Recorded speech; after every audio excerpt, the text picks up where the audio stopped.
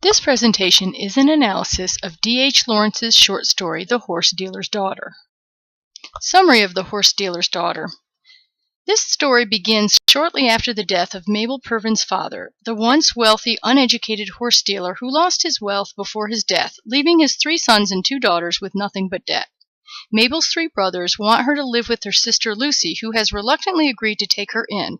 Mabel is stubborn and chooses, after tending to her beloved mother's grave, to drown herself in a pond rather than moving in with her sister.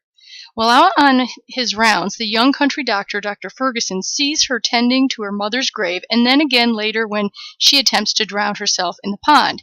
He instinctually rescues her from near death and brings her back to her home, makes a fire, and takes off her wet, dirty clothes. When she awakes, she realizes the doctor has saved her life and then states that he loves her. The doctor is physically attracted to her, but feels mostly fear and even disgust at her repeated comment that he loves her. They kiss briefly, half in anger, when she tells him to. Then she rises nervously and goes upstairs to get him some dry clothing and to dress herself. He thinks that she had been nothing to him. Mabel dresses in her best black dress and then tells him, "I don't like you in those clothes," and then, "You can't want to love me, I'm horrible," to which he replies, "I want you, I want to marry you, we're going to be married quickly, tomorrow if I can." Lawrence then writes, "But she only sobbed terribly and cried, and then said, 'I feel awful, I feel awful, I feel I'm horrible to you.' He insists, 'No, I want you, with an intonation which frightened her almost more than her horror lest he should not want her." Criticism of middle-class values. The Horse Dealer's Daughter suggests a criticism of middle-class values, especially Christian morality and the materialism of the middle class. This may be because of the social criticism D.H. Lawrence himself felt, since he had an affair with a woman who was married to another man. He ended up marrying her after she got divorced, which was frowned upon during their time period. In The Horse Dealer's Daughter, Dr. Ferguson feels he must marry a woman he doesn't love because he has seen her naked and kissed her passionately, and at this time, because of Mabel's financial condition, she feels her only option is to live as a servant with a family member or kill herself unless she marries one with money, such as Dr. Ferguson. In The Horse Dealer's Daughter, the doctor and Mabel Purvin are from different social classes. The doctor becomes subservient to Mabel Purvin because of their passionate moment, which makes him think he needs to marry her because of societal beliefs. Realistic fiction depicts the middle class and their problems. Lawrence is a realist since he depicts lives of the middle class realistically and their problems. When Dr. Ferguson is attracted to Mabel Purvin but is not in love with her, he feels he must marry her because he thinks that is what is morally right. His feelings for her are complex psychologically. By following societal rules, he denies his inner doubts and fears, and thus the couple will probably be doomed to a life of unhappiness. D.H. Lawrence is clearly critical of conformism and traditional Christian values, since Dr. Ferguson marries Mabel out of a sense of duty, not out of love. He is repulsed, attracted, and ashamed by Mabel. It is she who tells him, "You love me," which makes him afraid and draws him toward her, and yet she says it was wonderful that he ached for her. In the middle of the story, it says of Dr. Ferguson's thoughts, he was amazed, bewildered, and afraid. He had never thought of loving her. He had never wanted to love her. When he rescued her and restored her, he was a doctor and she was a patient.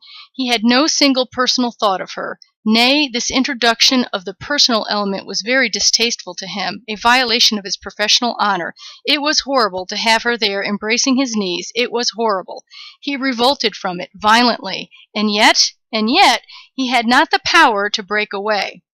This passage shows his true feelings and how he represses them, as well as the power Mabel holds over him as he does what society would say is morally right. Feminist analysis. Mabel is a strong female character since she convinces Dr. Ferguson that he loves her and must marry her. She also controls her brothers by refusing to answer their insistent inquiries about what she will do now that their father is dead. They get so frustrated with her passive-aggressive refusal to respond to them that they call her the sulkiest bitch that ever trod. She is able to make others uncomfortable and refuses to be controlled by men. She is assertive and controls Dr. Ferguson's actions. Even though women during her day didn't have many options to care for themselves other than depending upon men, she is given power by D.H. Lawrence as a strong and independent person. Strong female characters are common in Lawrence's work and are, perhaps, influenced by his strong and influential mother. Baptism and rebirth imagery. Mabel feels closer to her dead mother than to anyone who is alive. When she goes to take care of her mother's grave, she says it gave her sincere satisfaction to do this. She felt in immediate contact with the world of her mother. She took minute pains, went through the park in a state bordering on pure happiness, as if in performing this task she came into a subtle, intimate connection with her mother. For the life she followed her in the world was far less real than the world of death she inherited from her mother. This quote shows that she feels more alive in death than in life, and she has so few options for her future once her father dies.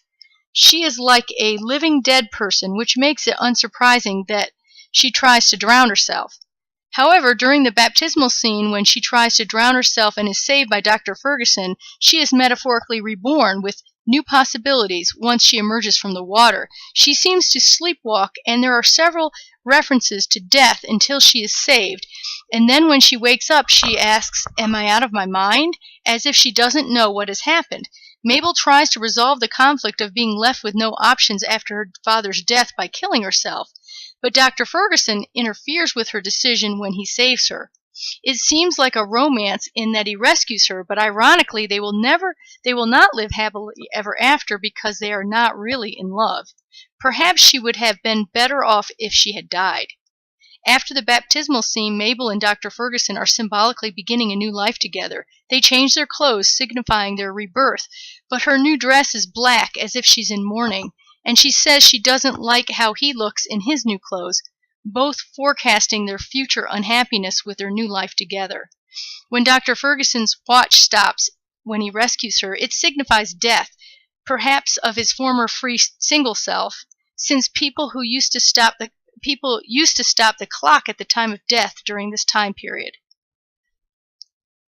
Horse imagery.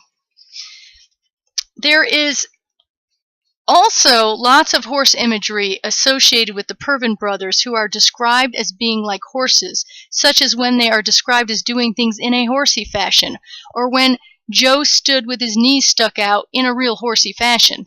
Perhaps they are described as being like horses since they are controlled by their sister and are at the mercy of circumstance like domesticated animals. Not being able to control one's own destiny is a very modernist idea. The doctor also rushes into marriage as if he must marry Mabel, also showing no control over his own life. At the end of the story, there are many references to fear, and it ends with Mabel saying, "I feel awful, I feel awful, I feel I'm horrible to you," and with Dr. Ferguson replying, "No, I want you, I want you." And Lawrence says that he says this blindly, with that terrible intonation which frightened her almost more than her horror lest he should not want her. This ending shows that they are not going to be happy together, and though they are doing what society would expect of them at the time, Lawrence is making fun of the myth of falling in love and living happily ever after.